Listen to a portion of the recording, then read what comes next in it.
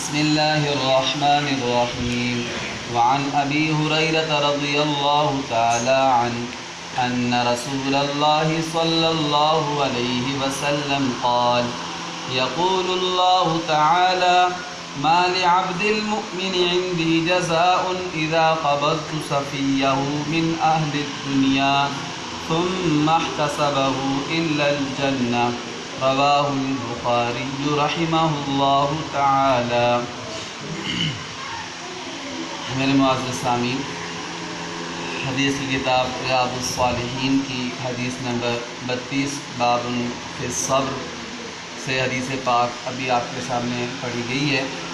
پیارے نبی صلی اللہ علیہ وسلم کے صحابی حضرت ابو ہریرہ رضی اللہ تعالی عنہ روایت کرتے ہیں، کہتے ہیں کہ اللہ کے رسول صلی اللہ علیہ وسلم نے ارشاد فرمایا کہ اللہ تعالیٰ فرماتے ہیں۔ جب حدیث پاک میں یہ آئے کہ اللہ تعالیٰ کہتے ہیں تو اس حدیث پاک کو حدیث قدسی کہتے ہیں۔ کون سی حدیث کہتے ہیں؟ حدیث قدسی۔ یہ بات اللہ تعالیٰ کی ہے لیکن قرآن پاک نہیں ہے، اس کو حدیث قدسی کہتے ہیں۔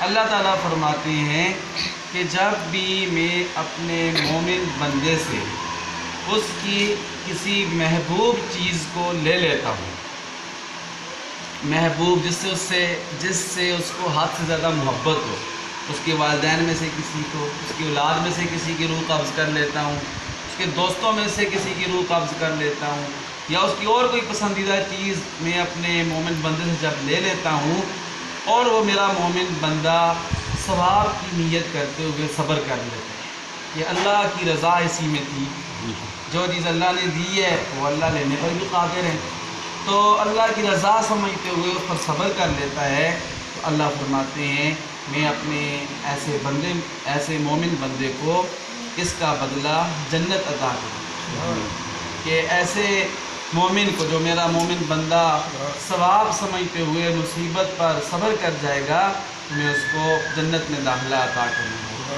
اللہ تعالیٰ سے دعا ہے اللہ ہمیں عمل کی توفیق عطا فرمائے۔ ربنا تقبل منا انك انت السميع العليم وتب علينا يا مولانا انك انت التواب الرحيم۔ ربنا آتنا في الدنيا حسنة وفي الآخرة حسنة وقنا عذاب النار۔ اللهم إني أسألك العفو والعافية، اللهم إني أسألك أن ترفع عنا البلاء والوباء، وصلى الله تعالى على خير خلقه